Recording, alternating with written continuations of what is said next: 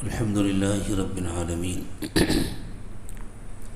والصلاة والسلام على سيدنا محمد سيد الأولين والآخرين وعلى آله وأصحابه أجمعين. أما بعد فأعوذ بالله من الشيطان الرجيم. بسم الله الرحمن الرحيم. واسألهم عن القرية التي كانت حاضرة البحر إذ يعدون في السبت إذ تأتيهم حيتانهم يوم سبتهم شرعا ويوم لا يسبتون لا تأتيهم كذلك نبلوهم بما كانوا يفسقون. وإذ قالت أمة منهم لم تعظون قوما الله مهلكهم أو معذبهم عذابا شديدا قالوا معذرة إلى ربكم ولعلهم يتقون. سبحان ربك رب العزة عما يصفون وسلام على المرسلين والحمد لله رب العالمين. اللهم صل على سيدنا محمد وعلى آل سيدنا محمد وبارك وسلم. اللهم صل على سيدنا محمد وعلى آل سيدنا محمد وبارك وسلم. اللهم صل على سيدنا محمد وعلى آل سيدنا محمد وبارك وسلم. قرآن پاک میں اللہ تعالیٰ نے بنی اسرائیل کا تذکرہ بار بار کیا ہے. مختلف مقامات پر مختلف انداز میں بنی اسرائیل کا تذکرہ کیا گیا، اور یہ اس وجہ سے نہیں ہوا کہ اللہ تعالیٰ کو بنی اسرائیل سے بڑی محبت ہے، بلکہ یہ اس لیے ہوا کہ رسول اکرم صلی اللہ علیہ وسلم نے یہ بات بتلائی ہے کہ بنی اسرائیل میں جتنی خرابیاں پیدا ہوئی تھیں وہ سب میری امت میں پیدا ہوں گی، اور پھر بنی اسرائیل کو جیسے جیسے سزائیں ملی تھیں میری امت کو بھی اسی طرح سزائیں ملیں گی. تو گویا یہ بنی اسرائیل کے جو تذکرے ہیں یہ ہمارے اور آپ کے تذکرے ہیں، یہ اس امت کے تذکرے ہیں. امت کو بار بار اللہ تعالیٰ نے آئینہ دکھایا ہے. بنی اسرائیل کے اندر جو بہت ساری خرابیاں تھیں ان میں سے ایک یہ بھی تھی کہ وہ ہر بات میں باریکیاں بہت نکالتے تھے، کٹ حجتی بہت کرتے تھے. جیسے گائے کا مشہور قصہ ہے کہ ایک شخص نے اپنے بھائی کو اپنے ہاتھ سے قتل کر دیا تھا تاکہ اس کی جائیداد کا وارث ہو جائے، اس کی دولت اس کو مل جائے. وہ پھر اپنی جان بچانے کے لیے خود ہی رونے بیٹھ گیا تھا کہ پتہ نہیں کس نے میرے بھائی کو مار دیا ہے، اس کے قاتل کو تلاش کرو، اس کو سزا دو، مجھے انصاف دلاؤ. ایک دوسرے کے اوپر الزامات ڈالنے لگے. پھر حضرت موسیٰ علیہ السلام کے پاس گئے تو حضرت موسیٰ علیہ السلام نے فرمایا کہ اللہ تعالیٰ کا حکم ہے کہ تم لوگ ایک گائے ذبح کرو. سادی سی بات تھی، وہ کوئی بھی گائے ذبح کر دیتے ہیں. لیکن انہوں نے کہا کہ حضرت پہلے تو یوں کہا کہ آپ ہم سے مذاق کر رہے ہیں، ہمارا ایک آدمی قتل ہو گیا ہے، ہمارے گھر میں لاش پڑی ہوئی ہے، ہم قاتل کا سراغ لگانا چاہتے ہیں اور آپ گویا دعوت کھانا چاہتے ہیں کہ گائے ذبح کرو، بریانی پکاؤ، سب کو کھلاؤ. تو حضرت موسیٰ نے کہا کہ بھئی میں کوئی جاہل تھوڑی ہوں کہ تم سے مذاق کروں گا، میں اللہ کا پیغمبر ہوں، یہ اللہ کا حکم ہے جو میں تم کو سنا رہا ہوں. تو انہوں نے کہا اچھا ایسی بات ہے تو پھر ذرا بتلائیے، اللہ سے پوچھ کر کہ وہ گائے کیسی ہوں. تو حضرت موسیٰ علیہ السلام کے پاس اللہ تعالیٰ کی طرف سے جو جواب آیا اس میں ایک شرط کا اضافہ کر دیا گیا. پھر ان لوگوں نے کہا کہ حضرت ذرا اس کا رنگ بھی معلوم کیجئے، تو ایک اور شرط کا اضافہ کر دیا گیا. پھر انہوں نے کہا کہ اور کچھ بتلا دیجئے، کوئی خاص نشانی، تو ایک اور شرط کا اضافہ کر دیا گیا. وہ جتنے سوالات کرتے گئے مسئلہ ان کے لیے اتنا مشکل بنتا گیا. خود اللہ تعالیٰ نے اس امت سے ارشاد فرمایا یا ایھا الذین آمنوا لا تسألوا عن اشیاء ان تبد لکم تسؤکم. ایسی باتیں کرد کر نہ پوچھا کرو کہ ظاہر کر دی جائیں تو تم کو تکلیف ہو. وَإِن تَسْأَلُوا عَنْهَا حِينَ يُنَزَّلُ الْقُرْآنُ تُبْدَ لَكُمْ. اور یاد رکھو اگر تم نے اس قسم کے سوالات کیے، قرآن نازل ہو رہا ہے تو وہ باتیں تم پر ظاہر کر دی جائیں گی اور پھر تمہارے لیے مصیبت بن جائیں گی. تو بہت زیادہ باریکی میں جانے کا مزاج تھا بنی اسرائیل کا۔ ایک دوسری بات، کہنا نہیں مانتے تھے، عمل نہیں کرتے تھے، تعویلیں کرتے تھے۔ بنی اسرائیل پر اللہ تعالیٰ نے یہ واجب کر دیا تھا کہ وہ سنیچر کے دن معاش کے سلسلے میں کوئی کام نہ کریں، کوئی دکان نہ کھولے، کوئی کاروبار نہ کرے، کوئی خرید و فروخت نہ کرے، کوئی کھیتی باڑی کا کام نہ کرے، بس سنیچر کے دن اللہ کی عبادت میں گزارو، اللہ کو یاد کرو اور کچھ نہ کرو۔ تو یہ حضرت داؤد علیہ السلام کے زمانے کا واقعہ ہے کہ بنی اسرائیل کا ایک گاؤں ایک ندی کے کنارے تھا، اور وہ سب مچھیرے تھے، مچھلیاں پکڑتے تھے، بیچتے تھے، اس سے اپنی روزی روٹی کا انتظام کرتے تھے۔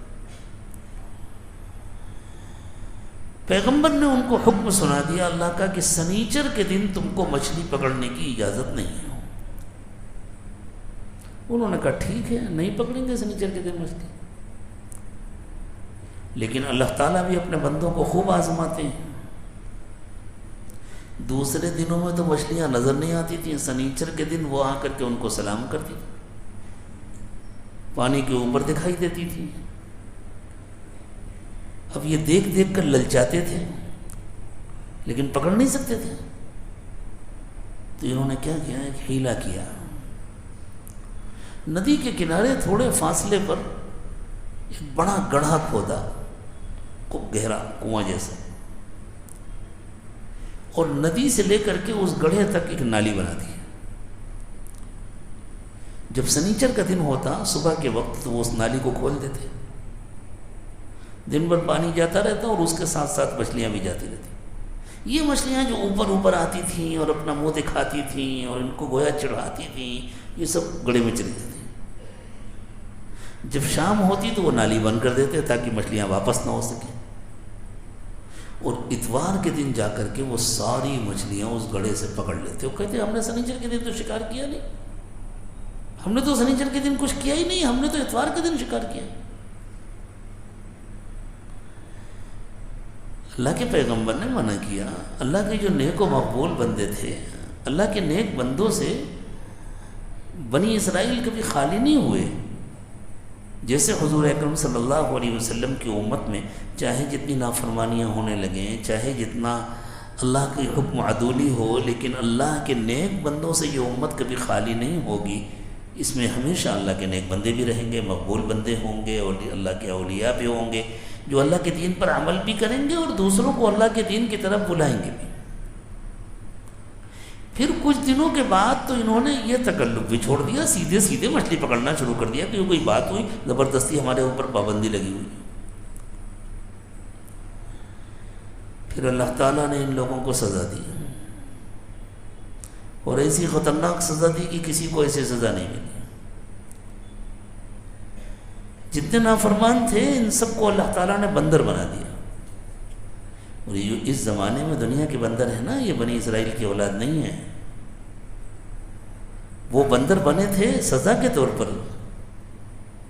عقلیں ان کی باقی تھیں، دماغ باقی تھے، وہ لوگوں کو دیکھ دیکھ کر روتے تھے لیکن بول نہیں سکتے تھے، شکل صورت بندروں جیسی ہو گئی تھی، اور چند دنوں کے اندر وہ سب مر کر ختم ہو گئے تھے۔ اب جو بندر ہیں یہ یہودی نہیں ہیں، یہ تو جانور ہیں، اللہ کی مخلوق ہے۔ تو اللہ تعالیٰ نے فرمایا وَاسْأَلْهُمْ عَنِ الْقَرْيَةِ الَّتِي كَانَتْ حَاضِرَةَ الْبَحْرِ، ذرا ان لوگوں سے پوچھئے اس بستی کے سلسلے میں جو سمندر کے کنارے تھی۔ بحر عربی میں کھارے پانی کے سمندر کو بھی کہتے ہیں، میٹھے پانی کی ندی کو بھی بحر کہتے ہیں، اور جب دونوں میں فرق کرنا ہوتا ہے تو کھارے پانی کے سمندر کو بحر اجاج کہتے ہیں،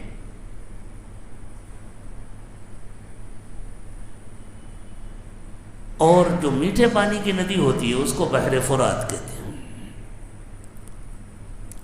تو اللہ تعالیٰ نے فرمایا ان سے پوچھئے اس بستی کے سلسلے میں جو ندی کے کنارے تھی یا سمندر کے کنارے تھی۔ اذ یعدون فی السبت، جب وہ سنیچر کے دن اللہ کی نافرمانی کرنے لگے۔ اذ تأتیہم حیتانہم یوم سبتہم شرعا، سنیچر کے دن مچھلیاں ان کے سامنے آتی، گویا بالکل اپنے آپ کو پیش کرتی، پکڑنا چاہو پکڑ لو، جال میں پھنسانا چاہو پھنسا لو۔ وَيَوْمَ لَا يَثْبِتُونَ لَا تَأْتِيهِمْ، اور دوسرے دنوں میں آتی نہیں۔ كَذَلِكَ نَبْلُوهُمْ بِمَا كَانُوا يَفْسُقُونَ، ان کی نافرمانیوں کے نتیجے میں ہم اس طرح ان کو آزما رہے تھے، ہم اس طرح ان کا امتحان لے رہے تھے۔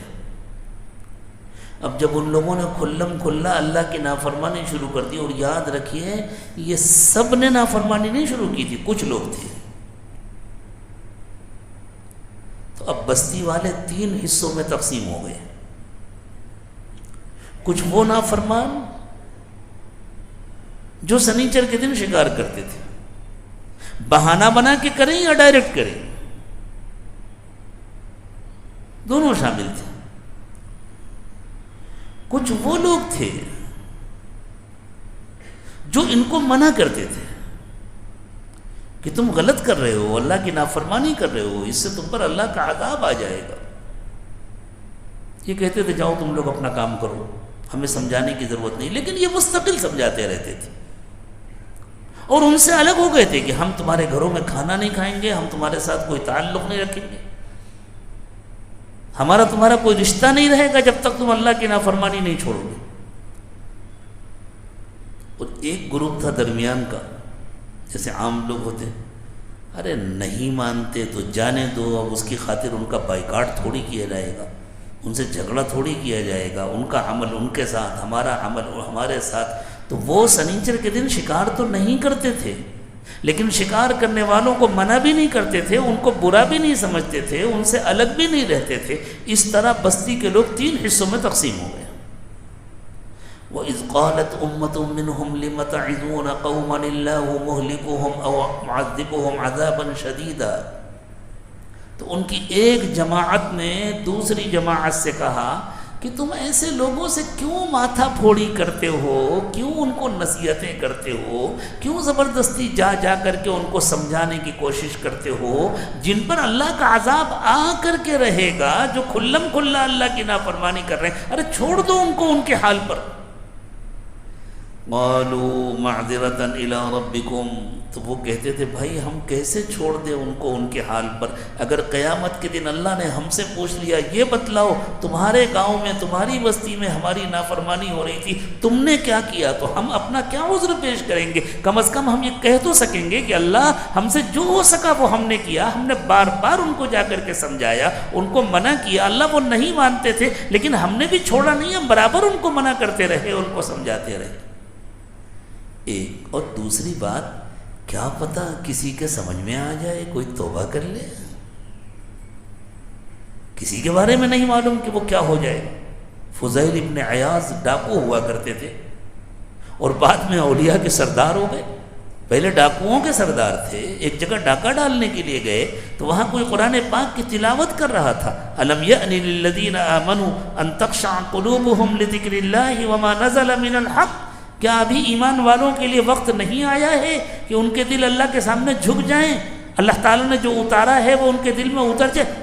بس اچانک یہ آیت کریمہ ان کے دل کے اندر گویا گھس گئی، اور انہوں نے وہیں سے کہنا شروع کر دیا قد آن، آ گیا، بس وقت آ گیا، اور اسی وقت انہوں نے توبہ کیا اور اپنی چوروں کی جماعت سے، ڈاکوؤں کی جماعت سے کہا بھائی اب تک میں تمہارا سردار تھا لیکن اب میں نے توبہ کر لیا ہے، اب تو میں اللہ کا کہنا مانوں گا، تم لوگ کسی اور کو سردار بنا لو۔ تو انہوں نے کہا حضور کمال کرتے ہیں آپ پہلے بھی ہمارے سردار تھے، اب بھی ہمارے سردار رہیں گے، اگر آپ نے توبہ کیا تو ہم بھی توبہ کریں گے، ابھی بھی آپ ہی ہمارے سردار رہیں گے۔ اور پوری ڈاکوؤں کی جماعت نے توبہ کر لیا، اور بعد میں حضرت فضیل ابن عیاض اپنے وقت کے اولیاء کے امام بن گئے۔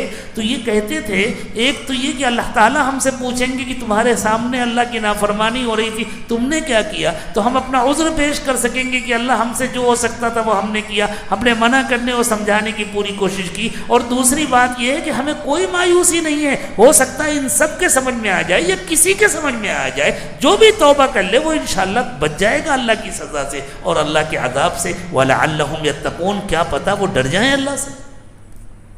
فَلَمَّا نَسُوا مَا ذُكِّرُوا بِهِ، لیکن جب ان لوگوں پر کسی نصیحت کا اثر نہیں ہوا، ان نافرمانوں پر جب کسی نصیحت کا اثر نہیں ہوا، أَنْجَيْنَا الَّذِينَ يَنْهَوْنَ عَنِ السُّوءِ، تو جب ہم نے سزا دیا تو بتائیں کس کو بچایا؟ صرف ان لوگوں کو بچایا جو برائیوں سے روکتے تھے، صرف ان لوگوں کو بچایا جو برائیوں سے روکتے تھے۔ وَأَخَذْنَا الَّذِينَ ظَلَمُوا بِعَذَابٍ بَئِيسٍ بِمَا كَانُوا يَفْسُقُونَ، اور باقی جتنے تھے ان کی نافرمانی کے نتیجے میں ان کو ہم نے سخت عذاب دیا۔ باقی کون تھے؟ کھلم کھلا نافرمانی کرنے والے اور ان کو منع نہ کرنے والے، ان سے روک ٹوک نہ کرنے والے، ان کو گویا ان کو ان کے حال پر چھوڑ دینے والے، یہ جو کچھ کرتے ہیں کریں، ہمیں کیا کرنا ہے، ان کا دین ان کا عمل ان کے ساتھ، ہمارا عمل ہمارے ساتھ، ان کو اپنی قبر میں جا کے سونا ہے، ہمیں اپنی قبر میں جا کر کے سونا ہے۔ اس کا انجام اچھا نہیں ہوتا۔ تو اللہ تعالیٰ یہ واقعہ ہمیں اس لیے سنا رہے ہیں کہ ہم اپنے بارے میں سوچیں ہمارا کیا حال ہے۔ اگر ہمارے محلے میں، ہمارے علاقے میں گناہ ہو رہے ہیں، غلطیاں ہو رہی ہیں، تو ہم کڑ رہے ہیں یا نہیں کڑ رہے ہیں؟ ہم ان کو روکنے کی کوشش کر رہے ہیں یا نہیں کر رہے ہیں؟ جو مسجد میں نہیں آتے ہم ان کو مسجد لانے کی کوشش کر رہے ہیں یا نہیں کر رہے ہیں؟ جو اللہ کی نافرمانی کرتے ہیں ہم محبت کے ساتھ ان کو اللہ کی نافرمانی سے روکنے کی کوشش کر رہے ہیں یا نہیں کر رہے ہیں؟ اور کم از کم ان کا بائیکاٹ کر رہے ہیں یا نہیں کر رہے ہیں کہ تم اگر نہیں مانتے اور اسی طرح اللہ کی نافرمانی کرتے رہو گے تو پھر ہمارا تمہارا کوئی رشتہ نہیں ہے، ہمارا تمہارا کوئی تعلق نہیں ہے۔ ورنہ اگر ہم نے ان کے ساتھ سمجھوتا کر لیا تو چاہے ہم گناہ نہ کریں لیکن ہمارا شمار بھی گنہگاروں میں بھی ہوگا، اور جب گنہگاروں کو اللہ تعالیٰ سزا دیں گے تو ہم بھی نہیں بچ سکیں گے۔ فلما عتوا عما نهوا عنه، جب انہوں نے اللہ کا حکم توڑا، نافرمانی کی، قلنا لهم كونوا قردة خاسئين، تو ہم نے ان سے کہا تم سب ذلیل بندر بن جاؤ۔ کون کون؟ مچھلیاں پکڑنے والے اور منع نہ کرنے والے، روک ٹوک نہ کرنے والے، ان کے ساتھ خود نافرمانی نہ کرنے کے باوجود ان کے گھروں میں آنا جانا، ملنا جلنا، شادی بیاہ، ہر چیز میں ویسی شرکت کرنا۔ یہی مزاج اس زمانے میں ہم لوگوں کا ہو گیا ہے۔ جو آدمی کہے فلاں حرام کماتا ہے میں اس کے گھر میں شادی میں نہیں جاؤں گا، فلاں گھر کی عورتیں پردہ نہیں کرتی ہیں، بے پردہ پھرتی ہیں، ہم ان سے کوئی تعلق نہیں رکھیں گے، ہم ان کی شادی بیاہ میں شرکت نہیں کریں گے، ہم ان کے خوشی غمی میں شریک نہیں ہوں گے، تو کہا جاتا ہے یہ بہت سخت آدمی ہے، اس زمانے میں اتنی سختی تھوڑی چلتی ہے۔ یہ وہی مزاج ہے جو بنی اسرائیل کا تھا۔ وَإِذْ تَأَذَّنَ رَبُّكَ لَيَبْعَثَنَّ عَلَيْهِمْ إِلَى يَوْمِ الْقِيَامَةِ مَن يَسُومُهُمْ سُوءَ الْعَذَابِ، اور پھر اللہ تعالیٰ نے بنی اسرائیل سے یہ بتلا دیا تھا، کہہ دیا تھا تم اپنی نافرمانیوں سے باز نہیں آؤ گے تو یاد رکھو ہمیشہ اللہ تعالیٰ تم پر ایسی قومیں مسلط کرتے رہیں گے، ایسے لوگوں کو مسلط کرتے رہیں گے جو تم کو بدترین سزا دیتے رہیں گے، اور پھر جب تم اللہ کے پاس واپس آؤ گے تو خود اللہ تعالیٰ تم کو بدترین سزا دیں گے۔ ان ربک لسریع العقاب، اللہ تعالیٰ تم کو بہت جلدی سزا دینے والے ہیں۔ وانہ لغفور الرحیم، اور اللہ بہت معاف کرنے والے اور رحم کرنے والے بھی ہیں۔ اخیر تک بھی اگر کوئی توبہ کر لے، کوئی کہنا مان لے تو اللہ تعالیٰ معاف کریں گے۔ آج بھی آپ دیکھیں بنی اسرائیل پر اللہ تعالیٰ نے کیسے مسلط کیا ہوا ہے، مٹھی بھر لوگ بے سر و سامان، جن کے ساتھ دنیا کی کوئی بڑی طاقت نہیں، اور اس زمانے کے جو بنی اسرائیل ہیں، جو یہودی ہیں، ان کے ساتھ دنیا کی سب سے بڑی طاقت ہے، لیکن اس کے باوجود حال کیا ہے؟ بیچارے بغیر پمپر باندھے ہوئے میدان میں نہیں آ سکتے، مقابلہ نہیں کر سکتے، اور لاکھوں افراد ان کے پاگل ہو چکے ہیں، یہ نفسیاتی مریض ہو چکے ہیں، ملک چھوڑ کر کے بھاگ رہے ہیں۔ اللہ تعالیٰ اس طرح ہر زمانے میں مسلط کرتے ہیں سزا دینے والوں کو، اور اس امت کو بھی وارننگ دی جا رہی ہے تم چاہے جتنے گانے گاؤ، ہم سے لوگ تعصب کرتے ہیں اور ہم سے لوگ جلتے ہیں اور بہت تعصب ہو گیا ہے، اگر تم اللہ کی نافرمانی نہیں چھوڑو گے اللہ تم پر ایسے بندے مسلط کریں گے جو تم کو طرح طرح سے سزا دیں گے۔ اور وہ بندے ضروری نہیں کہ اللہ کے ولی ہوں، وہ مشرک بھی ہو سکتے ہیں، وہ کافر بھی ہو سکتے ہیں، وہ اللہ کے نافرمان بھی ہو سکتے ہیں، لیکن اللہ تعالیٰ ان کو مسلط کریں گے، یہ تمہاری اپنی بدعمالیوں کی سزا ہوگی۔ اللہ ہماری بدعمالیوں کو دور فرمائے، اور اللہ ہم سب کو سچی پکی توبہ نصیب فرمائے۔ اسی نیت کے ساتھ ہم سب توبہ کے کلمات پڑھ لیں کہ آج تک صغیرہ کبیرہ جتنے گناہ ہوئے ہم سب سے اللہ تعالیٰ سے معافی مانگ رہے ہیں، اور آئندہ انشاءاللہ جان بوجھ کر اللہ کی نافرمانی نہیں کریں گے۔ ہاں، توبہ کے کلمات پڑھنے سے پہلے ایک چھوٹا سا اعلان سن لیں۔ اس مرتبہ جہاں جہاں بھی بیانات ہو رہے ہیں ہر جگہ میرے شیخ و مرشد پیر کامل حضرت پیر ذوالفقار صاحب نقشبندی دامت برکاتہم کی کتابیں ہیں جن میں حضرت کے بیانات ہیں، اور ان بیانات میں اللہ تعالیٰ نے بہت غیر معمولی تاثیر رکھی ہے، لاکھوں لوگوں کی زندگیاں بدلی ہیں ان بیانات کے ذریعے۔ تو ان بیانات پر مشتمل کتابوں کا اسٹال ہر جگہ لگوایا جا رہا ہے، آپ کے یہاں بھی باہر اسٹال لگا ہوا ہے۔ میری آپ حضرات سے درخواست ہے کم از کم ہر شخص ایک ایک کتاب اپنے لیے ضرور خریدے، اور کم از کم 1 یا 2 یا 4 یا 5 چھوٹی چھوٹی کتابیں ہیں اپنے دوستوں کو گفٹ دینے کے لیے خریدیں، اور صرف گفٹ دے کر خاموش نہ بیٹھ جائیں، ان کو دیں اور بعد میں ان سے فیڈ بیک لیں، ان سے پوچھیں، ان کو فون کریں اور ان سے معلوم کریں میں نے آپ کو کتاب دی تھی، آپ نے پڑھی، اس کو کیسی لگی، تاکہ نہ پڑھا ہو تو اب پڑھیں۔ اگر وہ کہہ رہے ہیں مجھے موقع نہیں ملا، نہیں آپ ضرور پڑھیں، اس کو ضرور پڑھیں، انشاءاللہ بہت اچھی لگے گی، زندگی بدلے گی، اور کتنوں کی زندگیاں بدل گئی ہیں، کیا پتہ آپ کے ذریعے کون تائب ہو جائے، اور کیا پتہ کس کی زندگی بدل جائے، اور اللہ تعالیٰ اس کو آپ کے لیے ذخیرہ آخرت بنا دے، صدقہ جاریہ بنا دے۔ اس لیے میری سب سے درخواست ہے کہ وہ اس اسٹال پر ضرور جائیں، ختم ہو جائیں کتابیں تو پرواہ نہ کریں، اور آ جائیں گی انشاءاللہ، لیکن آپ ضرور لے کر کے جائیں۔ اب توبہ کے کلمات پڑھیں۔ بسم اللہ الرحمن الرحیم، لا الہ الا اللہ محمد الرسول اللہ صلی اللہ علیہ وسلم، آمنت باللہ وملائکتہ وکتبہ ورسلہ والیوم الآخر والقدر خیرہ وشرہ من اللہ تعالی والبعث بعد الموت، آمنت باللہ کما ہوا بأسمائہ وصفاتہ وقبلت جمیع احکامہ، اشہد ان لا الہ الا اللہ واشہد ان محمدا عبدہ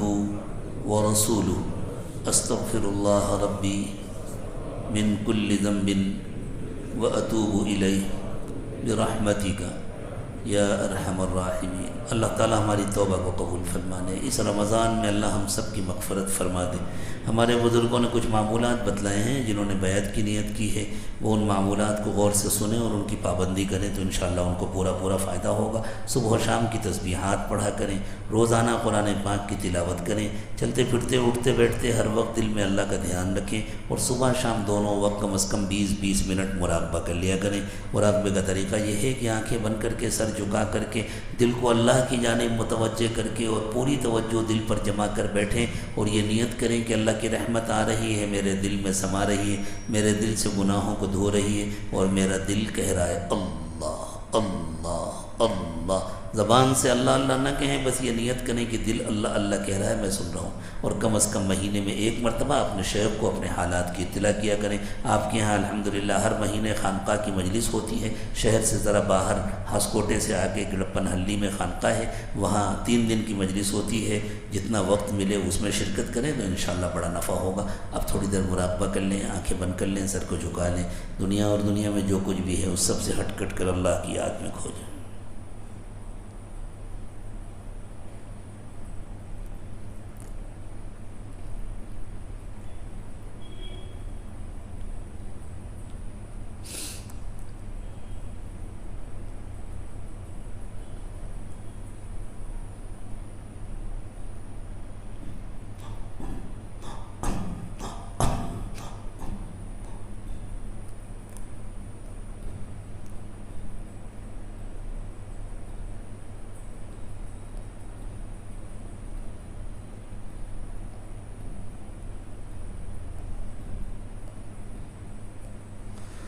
لا الہ الا اللہ محمد رسول اللہ صلی اللہ علیہ وسلم۔ دعا فرما لیں۔ سبحان ربی العلی العلی الوہاب، اللہم صلی علی سیدنا محمد وعلی آل سیدنا محمد وبارک وسلم۔ ربنا ظلمنا انفسنا وإن لم تغفر لنا وترحمنا لنکونن من الخاسرین۔ پروردگار عالم، ہم آپ کے عاجز اور کمزور بندے اور بندیاں ہیں، ہمارے حال پر رحم فرمائیے۔ اللہ ہمارے صغیرہ کبیرہ تمام گناہوں کو معاف فرما دیجیے، اللہ خطاؤں سے درگزر فرمائیے۔ فرمائیے، عیوب کی پردہ پوشی فرمائیے، اللہ نگاہوں کو پاک کر دیجیے، دلوں کو صاف کر دیجیے، سینوں کو اپنی محبت سے لبریز فرمائیے۔ پیارے اللہ ہماری ہڈی ہڈی بوٹی بوٹی میں اپنی محبت پیدا فرمائیے، اللہ ہمارے انگ انگ سے روبے روبے سے اپنا ذکر جاری فرمائیے۔